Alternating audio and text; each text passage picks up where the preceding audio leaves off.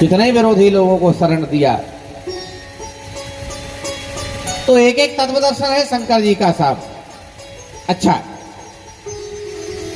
एक एक तत्व। दुनिया में जितने लोग हैं वो सब इस शरीर को सजाने में लगे हैं। कोई ब्यूटी पार्लर जाता है, कोई अपनी रहन सहन दिनचर्या, कोई अपना मेकअप, कितना क्या नहीं करते। हम इस दुनिया में 100 साल के लिए आए हैं, क्या नहीं करते, कितना इस शरीर को सजाते हैं। एक दिन की शादी में जाना है और 1 घंटे जाना है, पर वो 1 घंटे के लिए 4-6 घंटे पहले से जाते हो कि नहीं। और वो ब्यूटी पार्लर वाली भाई जो है ना, वो कह देती है कि एक काम है भाई, ये सब नकली मामला है। वहाँ जिसके अब वो 400-600-800 रुपया 1000 रुपया ले लेती ब्यूटी पार्लर वाली जो जीजी है, अब वो तैयार भी कर दे जीजी को, और तैयार करने के बाद वो एक एडवाइस देती है, वहाँ जाके जिनके घर शादी है ना, कोई काम वाम मत करना, ये नकली रंग है, सब उड़ने वाला है, वहाँ जाके काम करेगी, असलियत सामने आ जाएगी, वहाँ जाके चुपचाप बैठना। तो वो जिसने मेकअप कराया है ना ब्यूटी पार्लर में, वो जाके ऐसे बैठे जैसे भादों का गणेश जी बैठे हो। वो हिले न डोले। तो मैं निवेदन कर रहा हूं,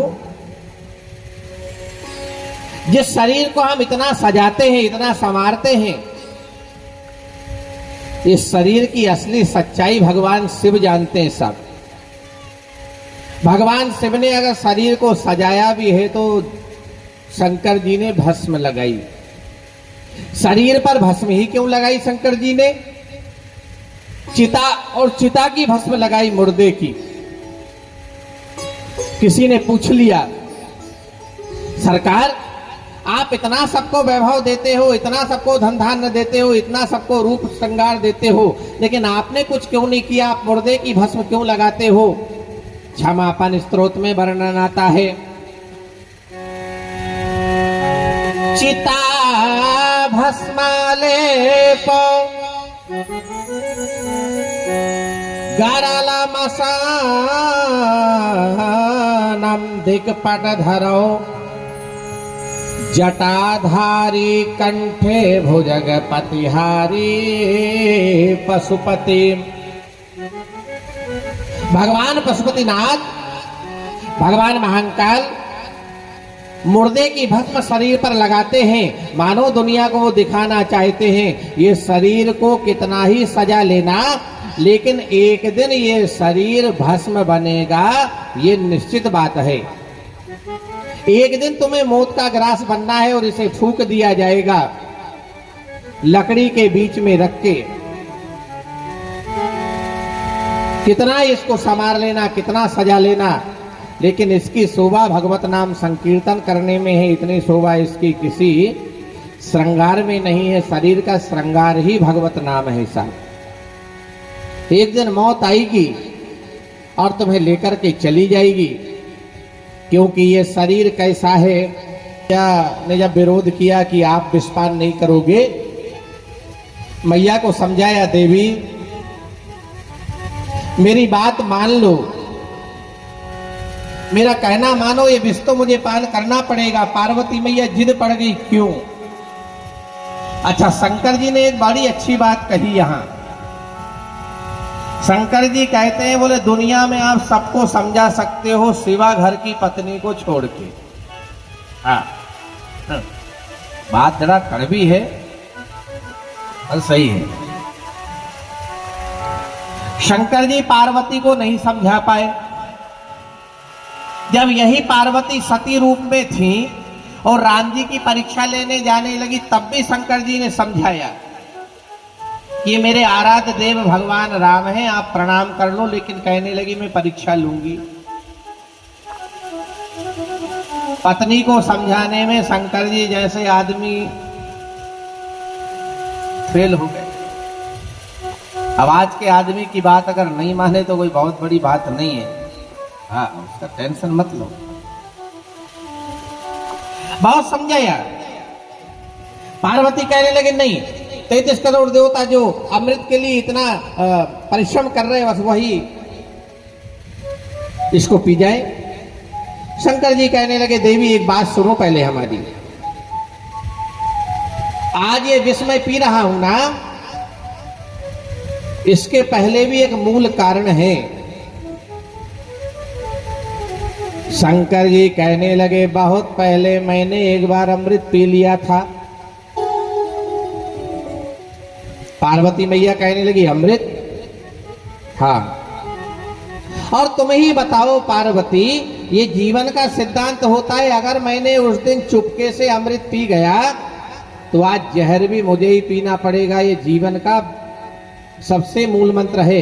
अगर अकेले अकेले अमृत पिया है तो अकेले ही अकेले विष भी पान करना पड़ता है। ये सिद्धांत है जीवन का। अगर आनंद में, उत्सव में चार लोग सम्मिलित हैं तो वो दर्द में भी सम्मिलित हो जाएंगे, दुख में भी हो जाएंगे। लेकिन अगर आपने आनंद में किसी को सम्मिलित नहीं किया तो वो दुख में काहे को आएगा। मैंने पहले चुपके से अमृत पी गया। पार्वती कहने लगी, बोले लो जी, घर में 2 लोग हैं और उसमें भी चोरी। आपने हमको भी कभी नहीं बताया कौन सा अमृत पी गए। रामचरितमानस में शंकर जी ने वो अमृत बताया। कौन सा अमृत है बाबा कहे, देव ने पहले एक अमृत पी गया और ये विष इसीलिए पी रहा हूं, मैं देखना चाहता हूं कि पिछला अमृत मेरा ठीक ठाक है कि नहीं।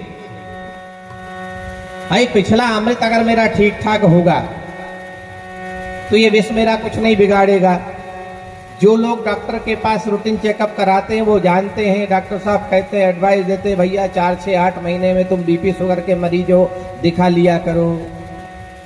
शंकर जी कहने लगे चलो ये विष पी करके थोड़ा चेकअप कर लेते हैं।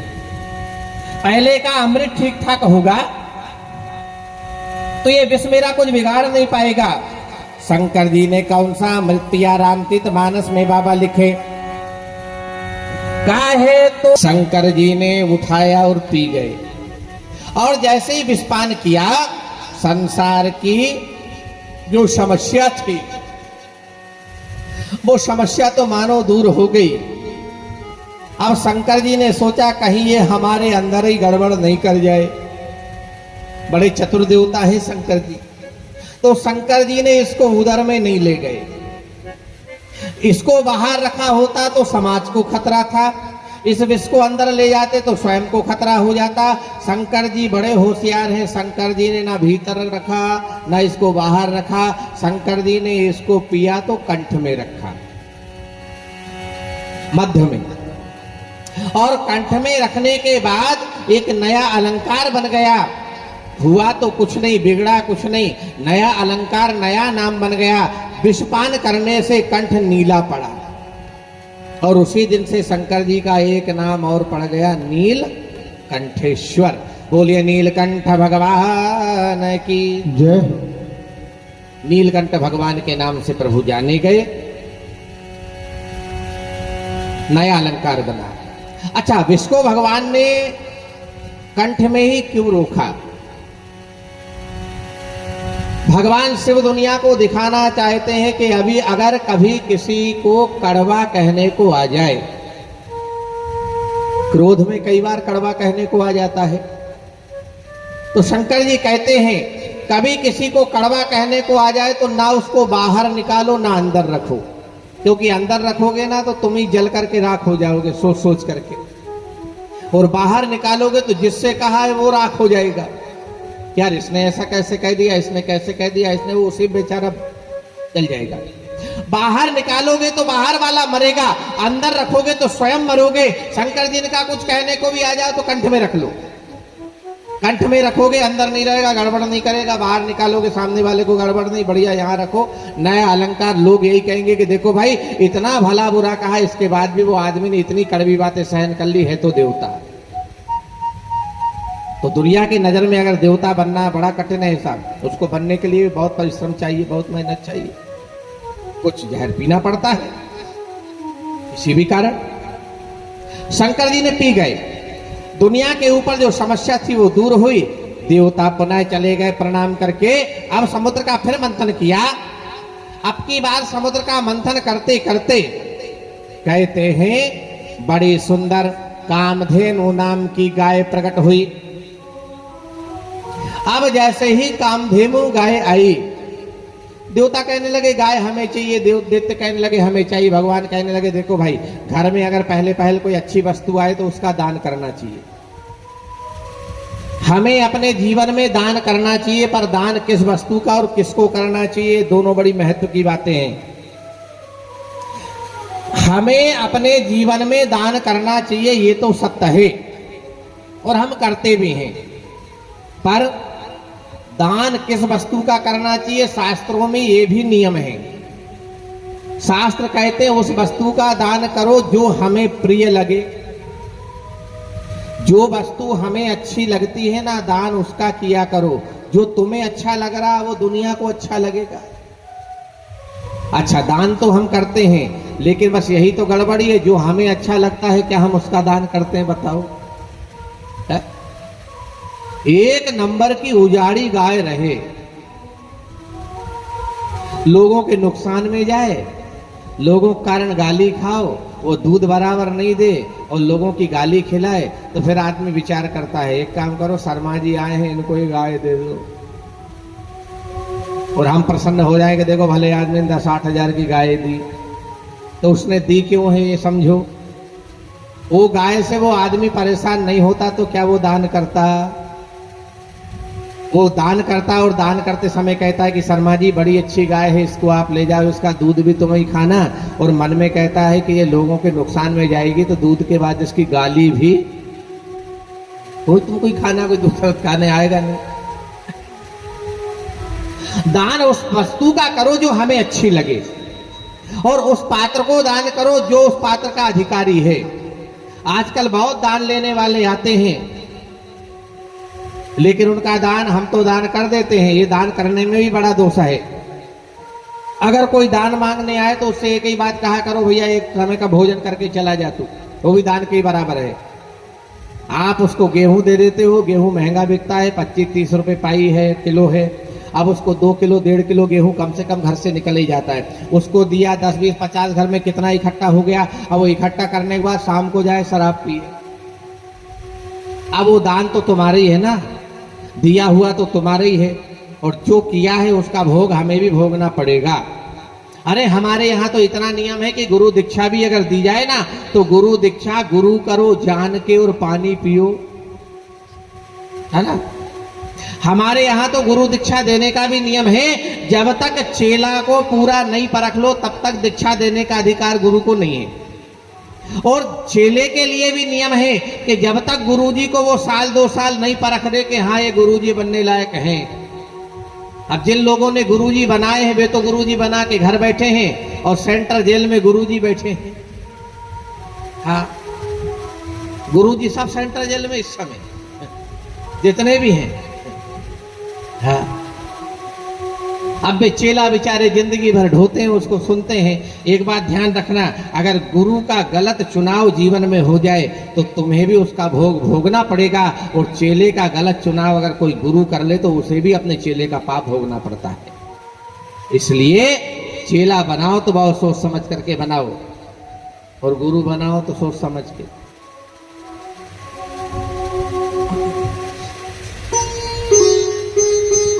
तो सद पात्र को दान दो, सद वस्तु दान दो, और जो उसका सच्चा अधिकारी है उतना ही दान करो। अच्छा, दान की भी व्याख्या, दान उतना ही करना चाहिए जितने की उसको जरूरत है। उससे ज्यादा दान करके दान चंद बनने की कोशिश मत करो। तुम उसको अगर दे भी दोगे ना, वो गलत जगह लगाएगा, क्या फायदा उससे, उसका भोग भोगना पड़ेगा। तो पहले कोई अच्छी वस्तु आए उसका दान करो जो हमें अच्छी लगती हो। ये दान का मैं तो भगवान ने गैया दान कर दी, किनको दी, ऋषियों को दी, यज्ञ की सामग्री मिलती रहेगी। समुद्र का फिर मंथन किया। अब की बार मंथन करते करते उच्चश्रवा नाम का घोड़ा आया, सफेद रंग का। इंद्र कहने लगे घोड़ा हमें चाहिए, बलि कहने लगे नहीं नहीं हमने भी परिश्रम किया, हमें चाहिए। जब झगड़ा होने लगा तो भगवान ने इंद्र को समझाया और बलि से कहा घोड़ा तुम ले लो, और बलि को घोड़ा दिया। इंद्र के मन में विचार आया कि घोड़ा मुझे मिलना था, इतना अच्छा घोड़ा था और हाथ से निकल गया। फिर समुद्र का मंथन हुआ। अब की बार समुद्र का मंथन करने के बाद आया ऐरावत नाम का हाथी, और जैसे ही ऐरावत हाथी आया तो भगवान ने इशारा किया, बोले इंद्र अब तुम्हारी बारी है, ऐरावत लो। भगवान ने यहाँ इंद्र को सुनाया और सिखाया और समझाया कि इंद्र अगर मेरी इच्छा से लेगा तो तू कभी घाटे में नहीं रहेगा, अगर तू अपनी इच्छा से लेता तो तू घोड़ा ही ले पाता, और मैं तो तुझे हाथी दिलाने को तैयार हूं, पर भगवान के ऊपर भरोसा तो हो। भगवान तो आपको आपकी इच्छा से अधिक देने को तैयार है, लेकिन हमारा भरोसा भगवान पे नहीं है, इसलिए भगवान भी पीछे हट जाते हैं। अच्छा, आजकल के आदमी को भगवान के ऊपर भरोसा नहीं है, सबसे बड़ी समस्या वही है। मनुजना राखे चाकरी ते काकरी राखे राम। अरे मनुष्य मनुष्य का नहीं रखता तो बताओ क्या भगवान तुम्हारा रखेगा? अगर थोड़ा सा तुम भगवान के लिए दोगे ना तो भगवान कई गुना करके तुम्हें लौटा देगा, लेकिन थोड़ा धैर्य रखो और भगवान पे भरोसा रखो। आज के आदमी को भगवान पे भरोसा नहीं है, आज के आदमी को रतन खत्री पे भरोसा है, वो शाम को 1 के 90 देता है। कई अनुयायी होंगे उसके यहाँ भी है, हाँ सब जगह मिलेंगे वो 2-2 4-4। परमात्मा के ऊपर भरोसा हमारा नहीं है, इसलिए हम दुखी हैं। फिर समुद्र का मंथन हुआ। अब की बार समुद्र का मंथन करते करते कौस्तुक नाम की मणि प्रकट हुई। मणि कहने लगे देवता हमें चाहिए, दैत्य कहने लगे हमें चाहिए, भगवान कहने लगे तुम्हारे बाप का नौकर नहीं हूं, मैंने भी कुछ परिश्रम किया है, ये मणि हमें चाहिए। भगवान ने इसको धारण किया और भगवान बड़े सुंदर लगते हैं। बाद में फिर समुद्र का मंथन हुआ। अब की बार कल्पवृक्ष, अप्सराएं, पारिजात पुष्प, चंद्रमा और शंख, ये संपत्ति आई, इनको स्वर्ग की संपत्ति घोषित की। जिसके पास स्वर्ग रहेगा वो इस सब संपत्तियों का भोग करेगा। फिर समुद्र का मंथन किया। अब की बार मंथन करते करते 16 वर्षीय बड़ी सुंदर हाथ में माला है पुष्पों की और मैया लक्ष्मी का प्रागट्य हुआ। बोलिए लक्ष्मी मैया की जय हो। जैसे लक्ष्मी मैया आई समुद्र मंथन से हार लेकर, बड़ी सुंदर है लक्ष्मी मैया। देवताओं की और दैत्यों की नजर टिक गई। दैत्य कहने लगे बड़ी सुंदर है देवी, हमें मिलना चाहिए। देवता कहने लगे हमें मिलना चाहिए। लक्ष्मी जी कहने लगी ज्यादा शोर मत करो, मैं अपना चुनाव स्वयं करूंगी, किनके साथ हमें जीवन व्यतीत करना है। अब ये दैत्यों की तरफ देखा, बोले इनकी प्रकृति ठीक नहीं है। आज दिन के समय खाते हैं, खाने के समय पर सोते हैं, सोते के समय पर रात में मदरा पीते हैं।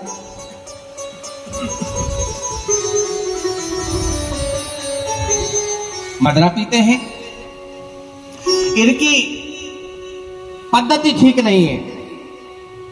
देवताओं की तरफ देखा, मैं देवताओं का वर्ण करूं, इंद्र का वर्ण करूं, और मन में विचार आया आज स्वर्ग है कल स्वर्ग नहीं है, ये यहाँ भागे कल वहां भागे, इनके साथ कहां कहां भागूंगी, पूरा जीवन भागने में निकल जाएगा।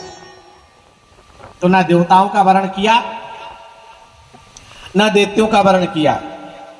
इतने में भगवान ने सोचा पीतांबर ओढ़ के सो जाओ, क्योंकि वो सर्प को खींचने में भगवान थक गए थे। भगवान सो गए कि लक्ष्मी का चुनाव चल रहा है, इसका चुनाव हो जाए, तब तक 10-15 मिनट बढ़िया। पीतांबर डाल के सो गए।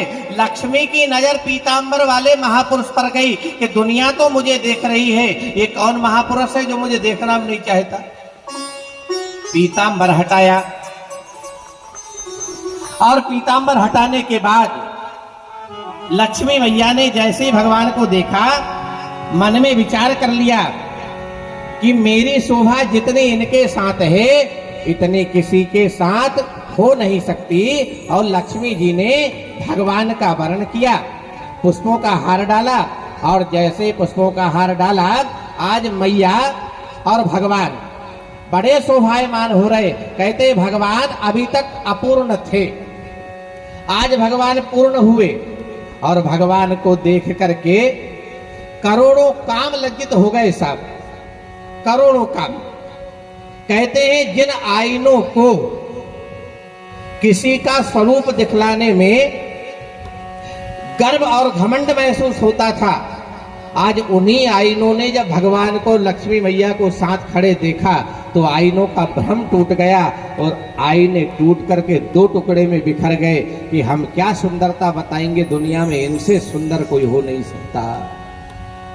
ऐसी अलौकिक और लुभावनी भगवान की छवि है, जिसे देखकर के सारे देवताओं ने भगवान का अभिवादन किया। पुष्पों के हार जो है छोड़े गए, भगवान बड़े शोभायमान हो रहे। सारे देवता कहते आज अपने भाग्य की सराहना कर रहे हैं कि वास्तव में हमारा क्या भाग्य है भाई, जो आज भगवान का दर्शन हुआ। देखिए, भगवान का जब वर्ण किया लक्ष्मी मैया ने, तो भगवान का कोई विशेष श्रृंगार नहीं था। श्रृंगार करने के बाद सुंदर दिख जाना बहुत बड़ी कला नहीं है, लेकिन बिना श्रृंगार के सुंदर होना ये बहुत बड़ी बात है। इसलिए हमारा स्वरूप सुंदर हो या ना हो, पर हमारा मन सुंदर होना चाहिए। हमारी असली सुंदरता हमारे मन से होती है। क्यों डॉक्टर साहब, आदमी काला रहेगा चल जाएगा, गोरा रहेगा चल जाएगा, पीला रहेगा, काला रहेगा, नीला, कैसा भी चल जाएगा, ऊपर से फोटो कैसी भी रहे एक्सरा बढ़िया होना चाहिए है? क्योंकि जितनी भी प्रॉब्लम है, जितनी बीमारियां सब एक्सरे में आती हैं। किसी को कफ जमा हो, सर्दी का रोग हो, कफ बढ़ गया हो, डॉक्टर कहते हैं एक काम करो, एक एक्सरा कराओ, तब कुछ समझ में आए बीमारियां वहां है। हमारी फोटो सुंदर भले ही नहीं हो, पर हमारा एक्सरा साफ होना चाहिए। और भगवान का पूजन हम इसीलिए करते हैं कि भगवान के 24 अवतार हुए। भगवान के 24 अवतार में भगवान का फोटो कोई भी सुंदर नहीं मिलेगा आपको रामकृष्ण के अलावा। हेग्रीव अवतार हुआ भगवान का, अच्छा लगता है क्या? घोड़े का मुंह था भगवान का। 12 अवतार भगवान का हुआ, सूकर का मुंह है। मत्स्य अवतार हुआ भगवान का, मछली बनकर के आए। हिरण्यकश्यप को मारने के लिए नरसिंह बने, तो सिंह का मुख अच्छा लगता है क्या? लेकिन भगवान का पूजन हम इसीलिए करते हैं क्योंकि भगवान की कृति सुंदर थी, भगवान का अक्षरा बढ़िया था। हमारे अक्षरे अच्छे होना चाहिए। फोटो कैसे भी हो चलेगा, फोटो से कोई गणित नहीं बैठा सकता। अब ये वोटिंग करने वाली वो फोटो शुरू में आई थी श्री गणेश में, वो शुरुआत की फोटो अगर जो अब उस पे होती है हमारे आधार कार्ड पे, अगर उसको मिलाओ तो तुम जिंदगी भर नहीं कह सकते ये वही आदमी है। और जिसका आधार कार्ड है अगर उसकी फोटो वो ही देखे तो वो कभी कभी भ्रम में पड़ जाता है कि यार दिखता तो मेरी जैसा है, लेकिन मेरे जैसा मैं तो नहीं हूं।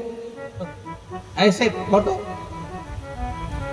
तो फोटो चाहे कैसे भी रहे, लेकिन भगवान की कृति बड़ी सुंदर थी। आज सारे आई ने मैया लक्ष्मी की सुंदरता और भगवान की सुंदरता एक दूसरे के पूरक, भगवान और लक्ष्मी मैया हैं। एक दूसरे का वरण किया माला डाल के, और कहते हैं सारे आईनों का आज भ्रम टूट गया ये सुंदरता देखकर। प्रभु की ऐसी अलौकिक सुंदरता है, वर्णन किया। कहे सादगी श्रृंगार हो, ये लोग कहते हैं ना, अरे जरा जरा सी सुंदरता दुनिया में जब हम देखते हैं और आदमी इतराने लगता है, घमंड करने लगता है, थोड़ा विचार कीजिए वह परमात्मा जिसने बनाया है संसार वो कितना सुंदर होगा। अरे जिसका संसार इतना सुंदर है ना, जिनका संसार इतना सुंदर है, वे स्वयं कितने सुंदर होंगे।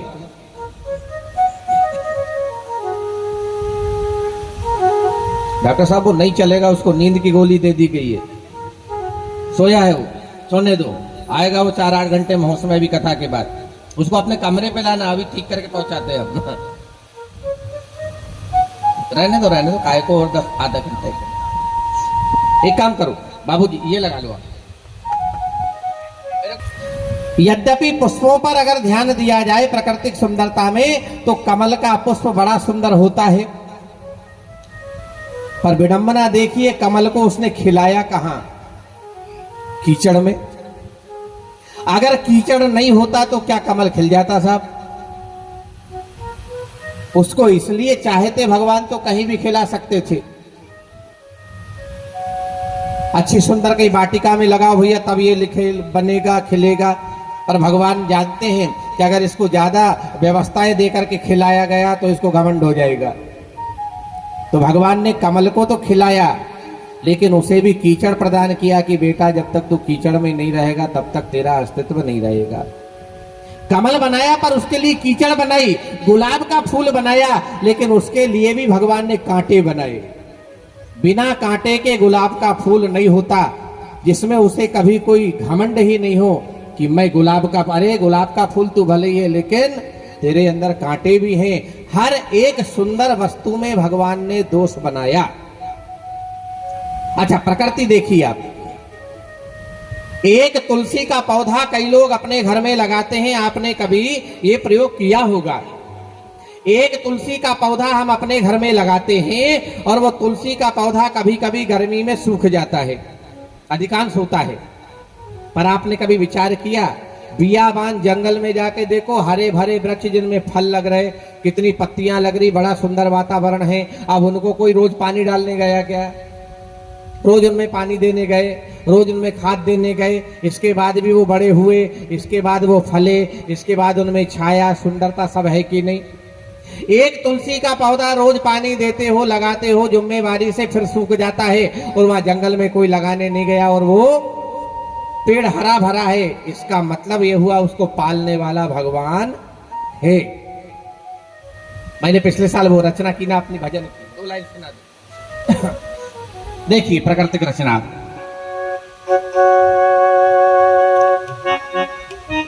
हाँ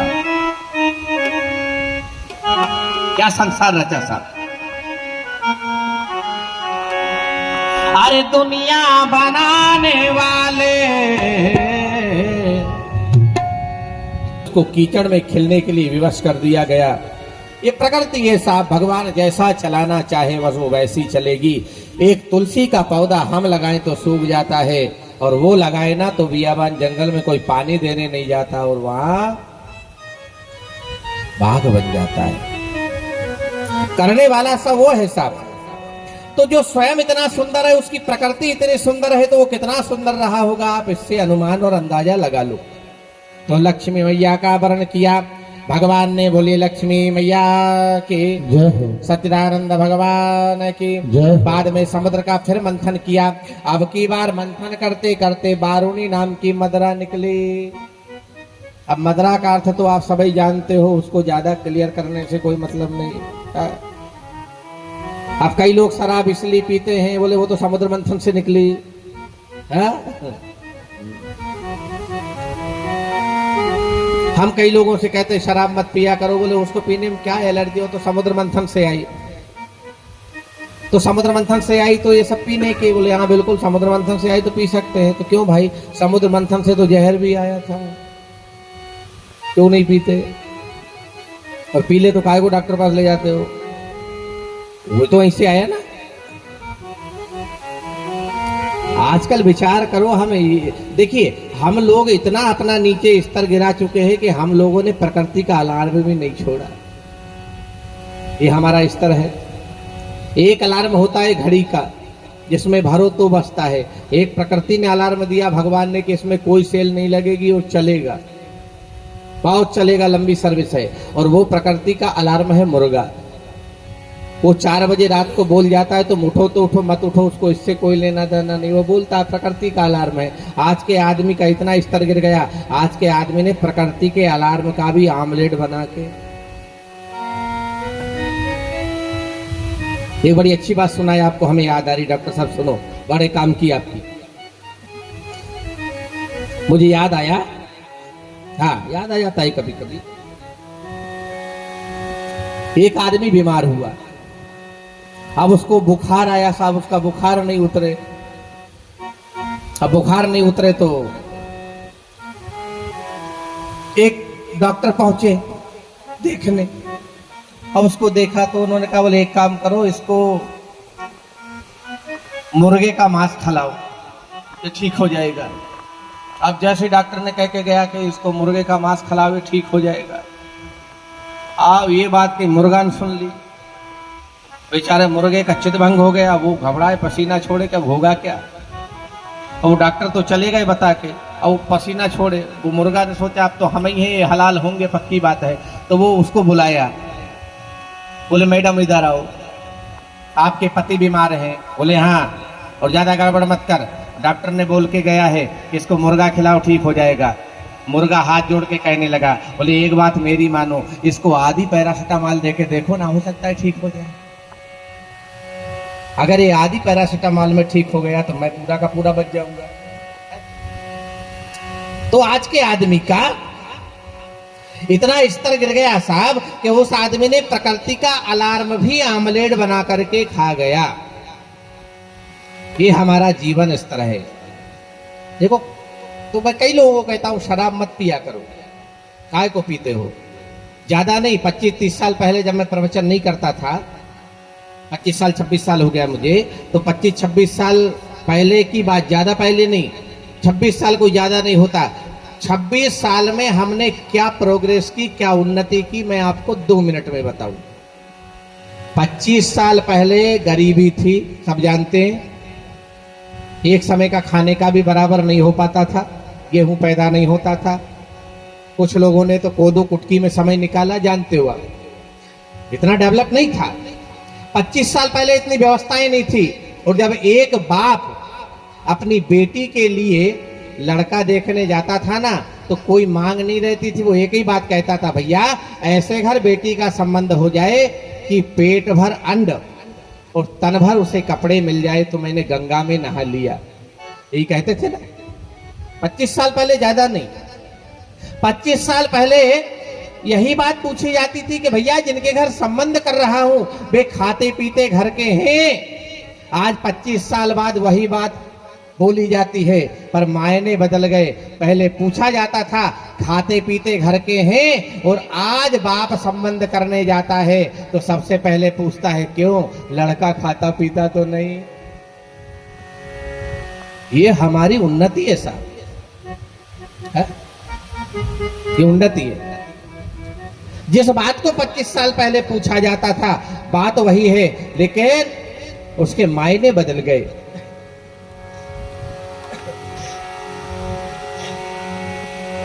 मायने बदल गए। तो हमारा इतना स्तर गिर गया साहब। शराब समुद्र मंथन से आई, दैत्यों को दी गई, फिर समुद्र का मंथन किया। आपकी बार आयुर्वेद के प्रवर्तक भगवान धन्वंतरी स्वयं समुद्र मंथन से घड़ा लेकर के अमृत का आए। सारे दैत्यों ने धन्वंतरी भगवान के हाथ से घड़ा छीन कर ले गए। बोलिए धन्वंतरी भगवान की जय हो। अब धन्वंतरी भगवान के हाथ से जैसे ही घड़ा छीना तो सब देवता भगवान के पास गए। बोले इतना परिश्रम किया, अमृत के लिए कुछ हाथ नहीं लगा। भगवान ने कहा हम पे भरोसा रखो, हम लाएंगे। भगवान का उसी समय एक मोहिनी अवतार हुआ। 16 श्रृंगार भगवान ने कर लिए। भगवान का ये मोहिनी अवतार कहलाया। बोलिए मोहिनी भगवान की जय हो। और मोहिनी भगवान कान में कुंडल, पाँव में पायल, नथनी, हाथ में कंगन, सुंदर बिंदिया और सुंदर जरी की साड़ी पहनकर भगवान तैयार हो गए। जैसे एक स्त्री का सुंदर स्वरूप होता है, ऐसे तैयार होकर के भगवान दैत्यों के पास चले गए।